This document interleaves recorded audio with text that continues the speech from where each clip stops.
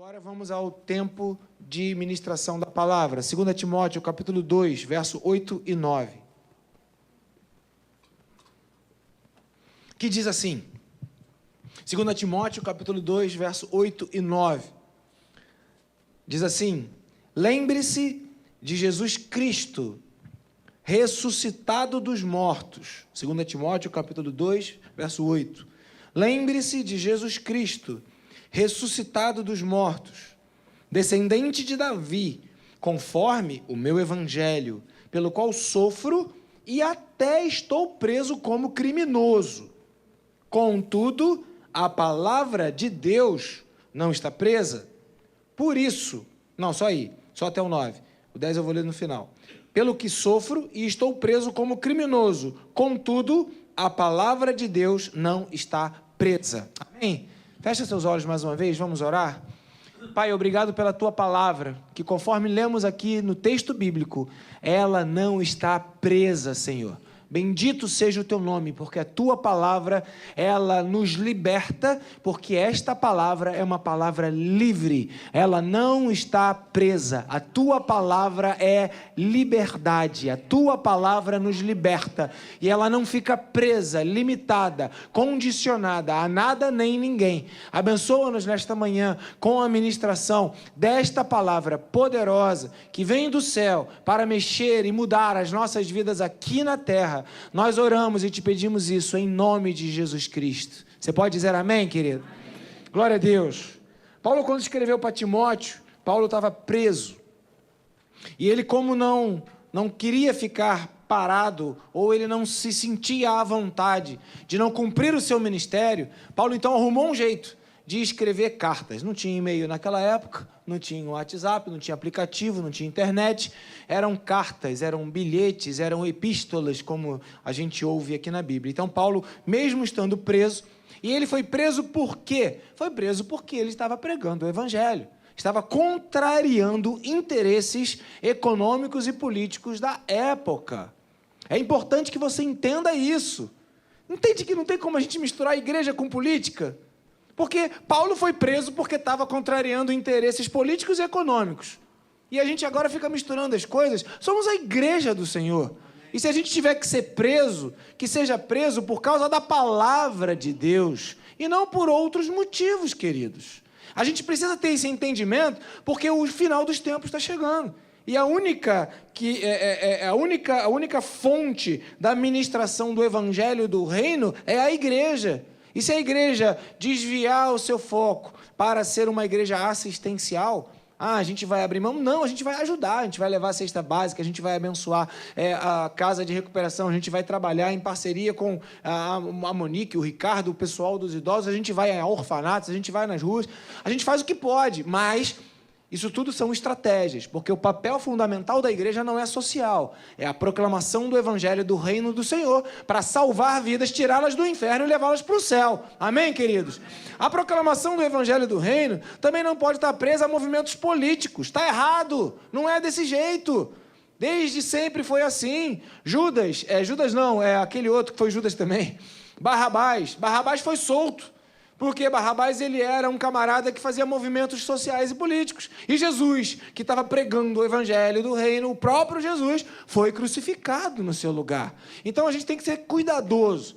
Paulo, então, ele está preso, mas ele fala, a palavra não está presa. Podem me prender, podem tentar fazer eu parar de falar do que eu acredito e daquilo que é a verdade. Assim, talvez, como eu estou falando aqui agora, e está causando um incômodo na sua mente, no seu coração, na sua opinião, naquilo que você acha, mas é desse jeito que a palavra de Deus promove transformação, sendo liberada, causando em nós incômodos, e esse incômodo, então, ele gera em nós arrependimento, confissão e liberação. Pelo menos esse é o processo, que assim seja na tua vida, em nome de Jesus. Então essa palavra, ela não está presa. Ainda que tentem prender Paulo, a palavra não está presa. Por que a palavra de Deus não fica presa? João, capítulo 6, versículo 63. A palavra de Deus não fica presa, porque a palavra, ela é espírito e é vida. João, capítulo 6, versículo 63. O espírito da vida A carne não produz nada, nada que se aproveite. As palavras que eu lhes disse são espírito e são vida. A palavra não fica presa porque a palavra é um espírito. A palavra não está presa à carne, a palavra não está presa a um local, a palavra não está presa a nenhum tipo de institucionalidade. A palavra não é presa, a palavra é livre. É a palavra de Deus, que é um sopro de Deus na vida de toda a sociedade, de toda a humanidade, e que liberta, cura, transforma, salva, sela as nossas vidas com uma transformação, como oramos aqui pelas crianças, para que a gente possa, então, ascender, chegar à eternidade, ser salvos e viver uma vida na presença de Deus. Essa é a palavra que é pregada. Então perceba que essa palavra pregada, ela não se limita às limitações humanas. E quando eu vejo isso, eu percebo claramente que o sobrenatural, aquilo que vem de Deus, aquilo que é do Espírito de Deus, não vai estar limitado àquilo que é natural, àquilo que é o nosso jeito, àquilo que é a nossa forma, àquilo que está dentro do controle do homem. O que é sobrenatural não está limitado ao que é natural. Quando Paulo está preso, a intenção daqueles que o prenderam era calar a voz que proclamava o Evangelho. Quando João Batista foi expulso do templo e foi para o deserto, a intenção era calar a voz daquele que pregava o Evangelho. Quando Jeremias foi jogado numa cisterna, a intenção era calar a voz daquele que falava a verdade. Tem sido assim. Quando João foi isolado não, ele foi para lá, para a ilha de Patmos, ele foi o quê? Exilado, obrigado. Quando João foi exilado para a ilha de Patmos, foi para ele parar de pregar a palavra da verdade. Então percebam que foi assim, sempre e sempre será assim. Não imagine diferença no Evangelho nos dias de hoje, tentando acochambrar, ajeitar, ou fazer com que o Evangelho se adapte a uma realidade que você gostaria que fosse. A pastora Marise pregou outro dia aqui, falou sobre lá de falou de Salomão, quando no início do livro de Provérbios, Salomão fala, quando eu era criança, ainda pequena, um menino especial para meu pai e para minha mãe. E eu estava ontem, refletindo sobre isso lá à tarde, numa igreja que eu não lembro muito bem o nome dela, mas sei que era uma igreja batista na rua, também não lembro muito bem o nome da rua, mas eu estive lá, né? E o Márcio estava comigo, é testemunha. Mas eu estava meditando nisso, né? Porque o nosso grande problema é que a gente acha que a gente é especial. A gente quer uma oração especial, a gente quer um reconhecimento especial, a gente quer uma referência especial, a gente acha que é especial. Só porque eu sirvo a Deus, eu acho que eu sou especial, eu tenho direitos diante de Deus. E aí talvez você esteja sentado aqui na igreja e imagine que você é especial. E eu não estou falando aqui de ser especial com algum tipo de característica física. Eu estou falando num sentimento do coração que faz com que você se ache o filhinho do papai. Que a verdade serve para todo mundo, mas para você não. Para você, sabe, tipo um bom brasileiro, que está o sinal fechado, todo mundo pode parar, mas ele olha bem antes de avançar, ele toma todos os cuidados e ele avança. E se for multado, está errado, né? Porque é perigoso, não posso parar no sinal, e aí você arruma um monte de justificativas. Você não, nós arrumamos um monte de justificativas. Então a gente se acha especial e vem diante de Deus, e a gente tem esse entendimento de que as regras de Deus não se adaptam para nós, ou pior, que a gente pode dar um jeito na verdade e mudar a verdade pela mentira. Vai sofrer as consequências. Nosso ministério é a palavra da verdade, mas não significa que a verdade ela entra no seu coração de forma automática. Ela só entra se você obedecer, ouvir, se arrepender, confessar e praticar. É nesse sentido que esse evangelho, às vezes, ele causa algum incômodo, porque ele não está preso. A instituição não pode prender o evangelho. Então Paulo está lá preso, mas ele fala, a palavra de Deus não está presa. Podem tentar me prender, podem tentar me parar, podem tentar mentir ao meu respeito, podem tentar difamar aquilo que eu estou falando, podem tentar descredenciar, mas não adianta, ninguém é diferente, todos nós estamos debaixo do mesmo peso espiritual, porque Deus encerrou a todos debaixo do pecado para usar de misericórdia e graça para com todos. Romanos capítulo 3, versículo 23. Todos pecaram e todos estão destituídos, separados da glória e da graça de Deus. O nosso grande problema é que a gente se acha especial, acha que merece um pouco mais.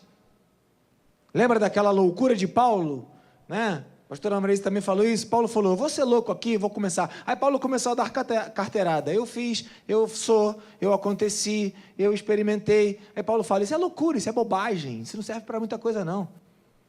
Isso não me faz melhor, me faz especial. Uns querem dizer que são de Paulo, outros querem dizer que são de Apolo. Pelo amor de Deus, gente. A gente faz parte de um processo. O crescimento e a bênção vêm do Senhor. Eu não sou nada, é o que Paulo está dizendo. Agora, o fato é que a gente se acha especial. E dentro desse sentimento equivocado, a gente acha que tem direitos de fazer ou aliviar, de alguma forma, o padrão de Deus nas nossas vidas. Os limites do homem não limitam a Deus. E eu te digo mais, a palavra de Deus, ela não é só para os crentes, não. A palavra de Deus é para os homens, para toda a criatura, principalmente pelos crentes, porque o juízo de Deus começa dentro da casa de Deus. Como é que pode? Tu vem na igreja há 30 anos, tu assiste culto todo dia, tu está lendo a palavra toda hora e não muda? Oxi! Só Jesus na causa. Então a palavra de Deus, ela não está presa à tua teologia, ou à maneira que você quer ver, se é que você está me entendendo, porque às vezes você se sente especial e dá uma distorcidinha, uma ajudazinha, né? E agora tem ainda uma outra coisa muito legal que se faz. Se me incomoda a palavra aqui, eu vou para outra igreja ali, que a palavra de Deus ali é mais acessível. Será que existe isso? Né? É como uma mercadoria que ali é mais difícil de comprar, é mais cara, eu vou ali no concorrente e compro mais barato, é mais fácil. Né? Será que funciona desse jeito com a palavra de Deus? A palavra de Deus é a verdade de Deus, queridos. Ela não muda, quer você goste disso ou não. Ela é a verdade de Deus e permanece para sempre. Serve para você, serve para todos os homens da face da terra.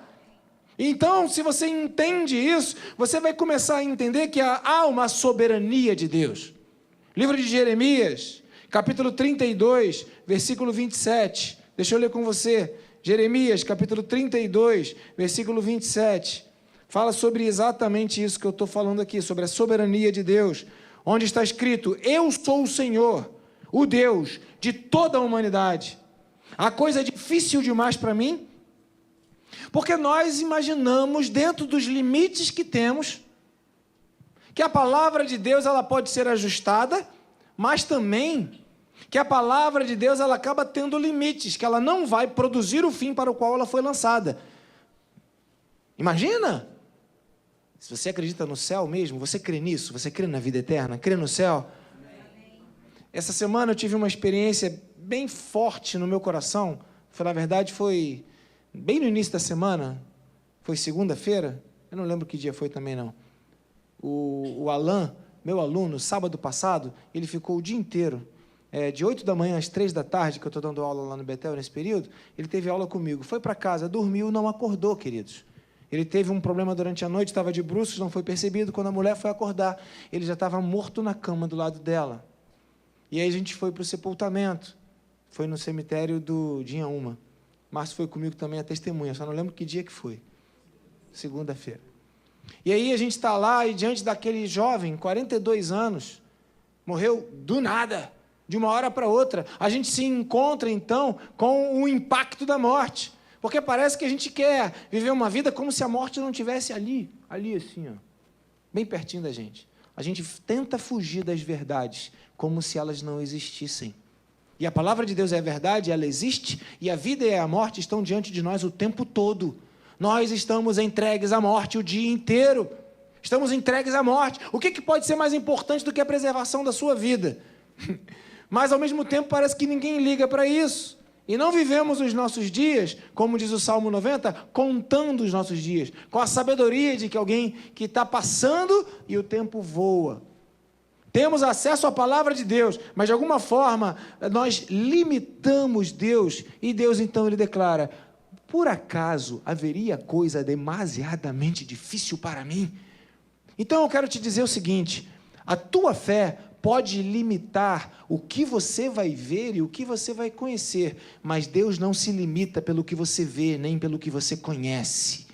Deus não está limitado a você. O fato de você não entender, não compreender, não saber, não achar que vai dar certo, não entender o poder de Deus, não muda a natureza e a essência do Deus Todo-Poderoso. Ele continua sendo Deus, Ele não muda. Então é melhor você mudar e compreender que o Deus da palavra não pode ser aprisionado pelo teu tamanho. Porque a maioria de nós consegue enxergar, somos seres comparativos, né? A gente compara. Eu vou te explicar um sabor, eu vou te explicar comparando. Vou te explicar o sabor de uma maçã, o sabor de um pudim. Eu vou comparar, um é doce, o outro é um tom meio ácido, enfim, é mais doce também. E a gente tenta explicar, e eu vou tentando comparar. E aí a gente tenta comparar Deus com aquilo que a gente conhece, com aquilo que a gente sabe, mas não conseguimos alcançar quem é Deus. Não conseguimos alcançar esse Deus que Ele é todo-poderoso. Livro de Romanos, capítulo 1, versículo 19, deixa eu ler contigo. Paulo está falando isso para a igreja de Roma, e Paulo está dizendo o seguinte, olha... Romanos capítulo 1, versículo 19, o que de Deus se pode conhecer é porque Deus lhe manifestou.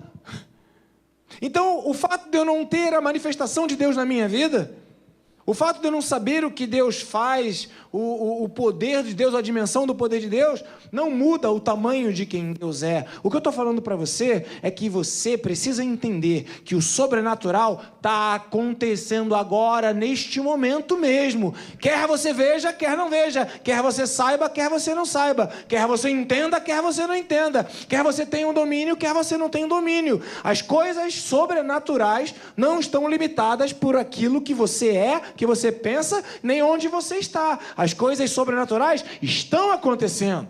Paulo está dentro da cadeia, ele está preso, mas ele fala, o Deus da palavra, cuja palavra é Espírito, não é como eu, ele está livre, essa palavra está livre, as coisas espirituais estão acontecendo. O nosso grande problema é que a gente acha que as coisas espirituais são limitadas àquilo que a gente percebe, aos nossos sentidos, à nossa capacidade de compreensão, mas... o que de Deus se pode conhecer é somente o que de Deus para nós é revelado.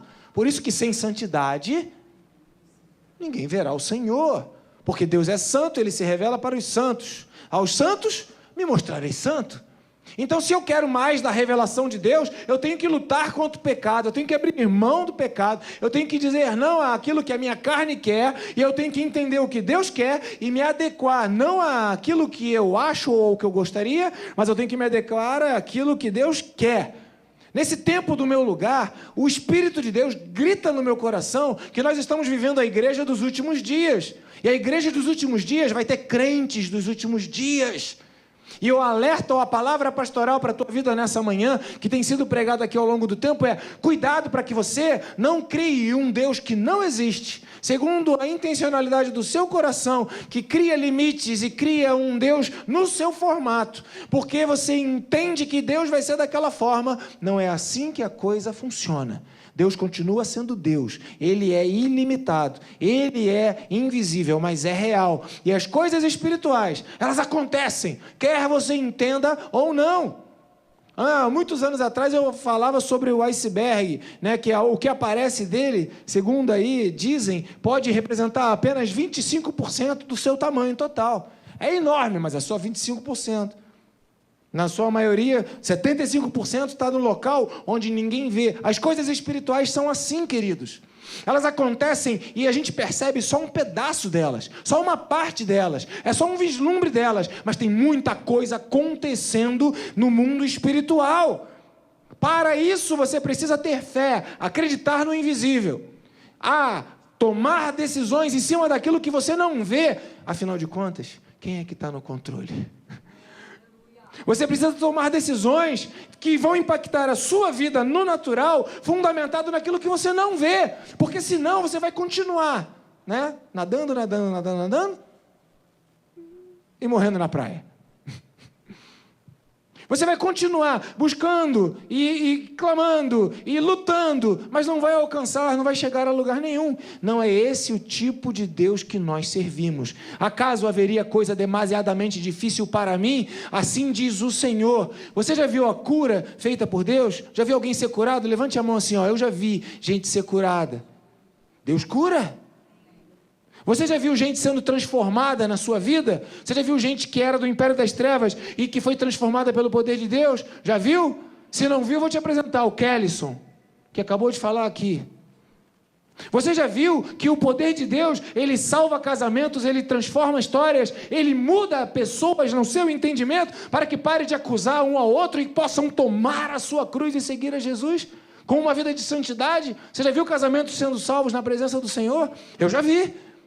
Então entenda que nós estamos diante de um Deus que trabalha para todos aqueles que nele esperam. O fato de você não ver, o fato de você não controlar e o fato às vezes de você tentar atrapalhar Deus. Você vai atrapalhar Deus? Não vai deixar, Deus não vai deixar você atrapalhar não. A tua forma de interpretar Deus, o teu comportamento não pode atrapalhar Deus. Por quê? 2 Timóteo, de novo, volta para lá. Capítulo 2, versículo 13, 2 Timóteo, capítulo 2, versículo 13, diz assim, ó, se somos os que atrapalham os processos de Deus na nossa vida, se somos o problema da nossa própria derrocada, se somos infiéis, Ele permanece fiel, porque Ele não vai negar a si mesmo, a natureza dEle é amor, é graça e misericórdia. Quem nos separará do amor de Deus que está em Cristo Jesus? Você não consegue se separar do amor de Deus. Você pode negá-lo, você pode rejeitá-lo, você pode abrir mão desse amor, mas Deus continuará te amando por toda a eternidade com toda a força, porque você é amado e a amada do Senhor. Então entenda que o seu posicionamento não vai mudar, a sua lógica não vai mudar quem é Deus, o seu entendimento não vai mudar quem é Deus, a sua raivinha, porque a gente é cheio de direito, né? Cheio de direito. Isso atrapalha. Hebreus capítulo 12 fala, portanto, visto que temos tão grande nuvem de testemunhas ao nosso redor, livremo-nos de tudo que nos atrapalha. Irmãos, direitos nos atrapalham. Dá para conciliar direito com cruz? O evangelho é o evangelho da cruz. Dá para conciliar direitos com cruz de Cristo? Ou você vai ter direito, ou você vai para a cruz. É a tua escolha. Mas o evangelho permanece ali, inabalável, intocável, e o lugar que está sendo pregado nesse ambiente. E graças a Deus que você está aqui para ouvir isso. Agora, já parou para pensar que se Deus está te fazendo chegar a esse entendimento, tem tanta igreja e você está aqui. Tem tanta igreja aí, né, disponível. A igreja virou igual o Enem, né, irmãos? Tem igreja com cotas para determinado tipo de grupo, né? E tem igreja também de ampla concorrência. Que tragédia.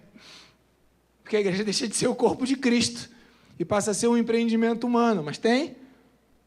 Então, de todas as possibilidades, Deus te trouxe para cá para que você pudesse ouvir que o evangelho permanece intocável. É o mesmo ontem, é o mesmo hoje e será o mesmo eternamente. Paulo estava sofrendo consequências desse evangelho e ele falou, não diz respeito a mim. Eu posso estar preso, o evangelho não está. Não está limitado a mim, eu posso sofrer, o evangelho é livre, ele não está limitado a mim. Eles podem até tentar parar, né, ou me parar de falar, outro se levantará no meu lugar, porque a palavra de Deus não é presa, a palavra de Deus ela é livre.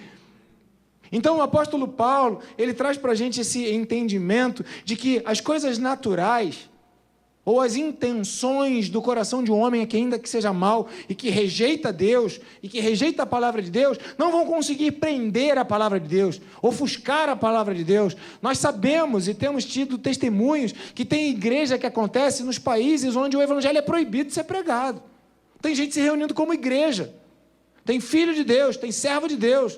Não muito tempo atrás eu tive numa igreja, há muito tempo atrás, porque tem mais de 15 anos, o tempo passa, a gente não percebe. Eu tive numa igreja em Brasília, o camarada, o pastor daquela igreja, não lembro o nome dele, nem lembro o nome da igreja, mas eu tive lá. E alguém estava comigo, mas eu tive lá. O pastor daquela igreja, ele era muçulmano, Jesus se revelou para ele morando lá no país dele, ok?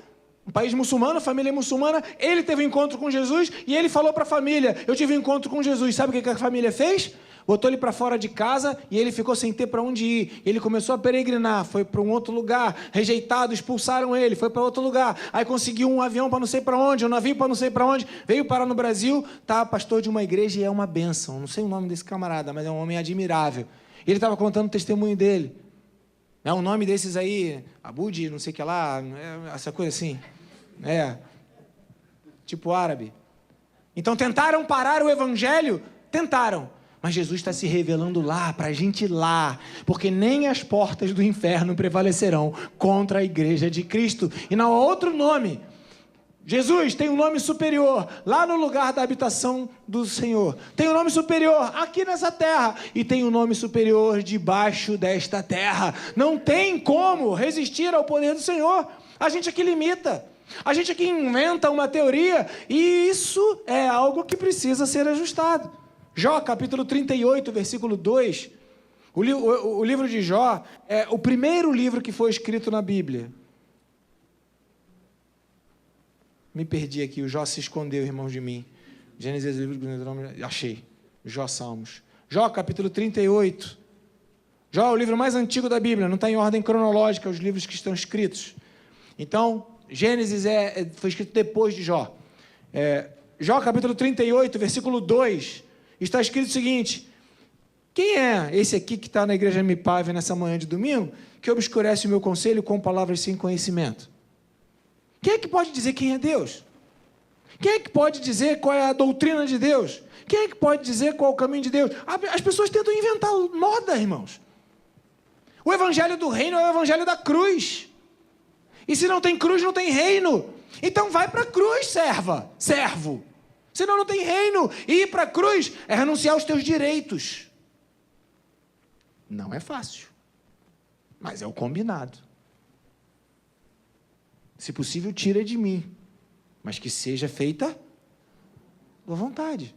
E a gente está chegando num ponto que vai ser ou isto ou aquilo. Ou você está na cruz e está em Cristo, crendo na vida eterna, crendo no evangelho do reino, crendo na salvação, ou não. Sabe quais são as armas que o inimigo pode fazer na sua vida? Ele pode criar em você uma ideia distorcida do Deus que você serve.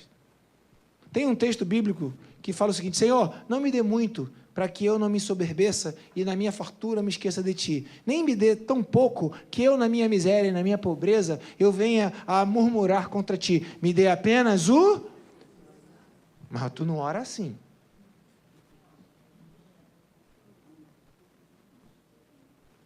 Pronto. Toquei lá. Lá na ferida. A gente quer mais. A gente quer mais. A gente quer mais. A gente quer mais. Quer o que não tem. A gente quer chegar onde não chegou. Quer alcançar o que não alcançou. E quer ser o que a gente não foi. É bom. E é esse o plano de Deus para as nossas vidas. O grande problema é quando esse passa a ser o objetivo da nossa história. Temos uma carreira que nos foi proposta, e a carreira que nos foi proposta por Deus. Tem um plano de Deus nas nossas vidas, um sonho de Deus, um planejamento de Deus, algum lugar que Deus quer que nós estejamos e outro que Deus não quer que a gente vá, algum lugar que é para a gente se plantar e outro lugar que é para a gente sair fora, mas a gente não quer correr a carreira de Deus. Dentro da nossa lógica, a gente começa a escolher aquilo que mais se adapta ao nosso próprio conhecimento. Tive uma aula lá no sábado, foi uma aula muito interessante, né? A aula era sobre abuso de poder, e eu falei sobre as dimensões do abuso de poder, e aí tem a dimensão institucional, a dimensão emocional, a dimensão física, um monte de coisa. E eu tinha dado na aula passada um trabalho, e aquele trabalho eu falei que valia até 2 pontos. Foi no dia da chuva, teve uma chuva enorme sábado passado. E lá no Betel, alguns alunos não puderam ir, porque moram longe. Quando eu digo longe, irmãos, eu estou falando longe. É um pouco depois desse lugar aí que você pensou. E eles não puderam chegar lá no Betel. E aí eu fiz o trabalho e falei, esse trabalho vale até 2 pontos, e quem vai dar a nota para você é o teu coleguinha, o teu colega, o teu igual é que vai corrigir. Aí foi interessante que teve uma aluna lá que falou, bom, se o trabalho vale até 2 pontos, são cinco questões, cada questão vale 0,4. Então, se ela errou, teve aluno que deu de nota para o outro 0,4, irmãos. Eu até botei o apelido da irmãzinha lá, a irmã é não sei quem, 0, porque ela deu nota para o coleguinha 0, e aí, isso era o poder que eu estava dando para os alunos, para ver como eles se relacionavam com o poder. Às vezes, você, quando tem poder, você é muito rígido, porque tu está com o poder na mão. Às vezes, quando você está com poder, você é muito corrupto, facilita muito. Foi o que aconteceu ontem. Aí eu falei, vamos mudar? Aí eu chamei essa irmã 0, botei na frente, falei, ó, vamos decidir aqui o que vai fazer com a nota. Se vai mudar, se vai ser a mesma nota, e o que vai fazer com os alunos faltantes. Levanta-se um aluno, levanta a mão e fala, eu proponho que dê 2 para todo mundo. Aí eu peguei o manual da minha aula e falei, o nome disso é corrupção. Quando eu distorço a verdade para favorecer uma outra pessoa. Foi muito legal. E aí as pessoas começaram a ficar encurraladas e você vai vendo a feição de desespero. Quando a pessoa entende que ela tem um poder na mão e ela é corrupta, ela fica desesperada. Porque ela não quer admitir. Mas não tem como, já foi feito. E no final ainda foi um toque de crueldade do professor, né? Porque a gente gosta, né? Quem é professor aqui, queridos? Né? Agora, de verdade, lá do fundo da alma, você não gosta de ser mal com os seus alunos? Fala aí.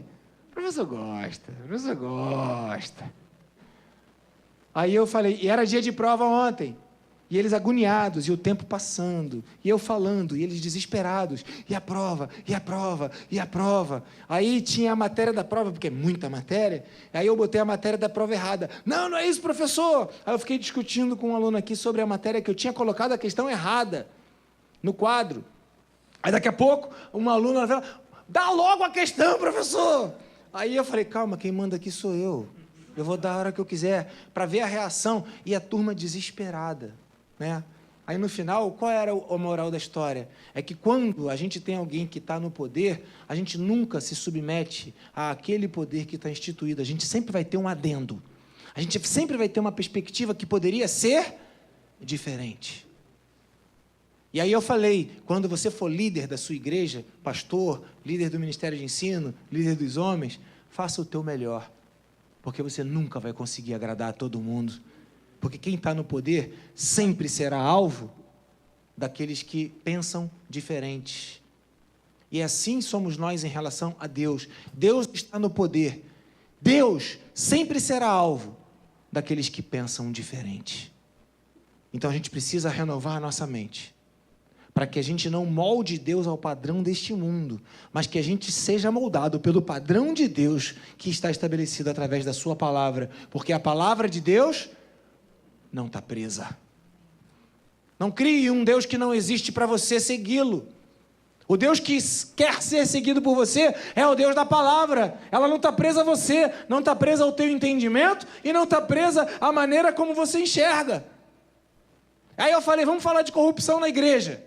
Vamos. A primeira coisa que falaram, não, porque o pastor, né? Aí eu falei, claro. Vamos falar de corrupção na sociedade. Não, porque lá em Brasília, o político, eu falei, claro. Perceba, será que só o pastor da igreja tem corrupção? Será que não tem um zelador da igreja que é corrupto?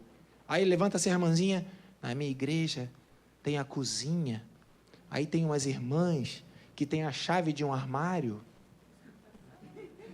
Ninguém abre aquele armário da cozinha, é da igreja. O que está dentro do armário é da igreja. Ninguém pode levar as coisas da igreja para casa, mas elas trancam a porta. E se alguém quiser usar aquilo, tem que pedir autorização para elas, anotar um protocolo, fazer um memorial descritivo do uso, da durabilidade, de qual vai ser o material de limpeza que vai ser usado naquelas panelas, porque aquelas senhoras se sentem donas daquelas panelas. Graças a Deus aqui na igreja não temos isso, né? Não temos. Não, na panela não tem mesmo não, mas pode ter de outra coisa, né? Entende? Que a gente acaba criando um Deus que nós nos sentimos tão importantes e valorizados e especiais, que o Deus tem que servir para a gente. Afinal de contas, eu cuido da panela, eu cuido da cozinha, é para o bem-estar da igreja. Ninguém toca. E a gente vai criando esse tipo de inconsistência da fé e justifica dizendo quem manda sou eu, o dono sou eu, o poder está nas minhas mãos. Irmãos, Deus não se limita a você. Deus é maior do que você.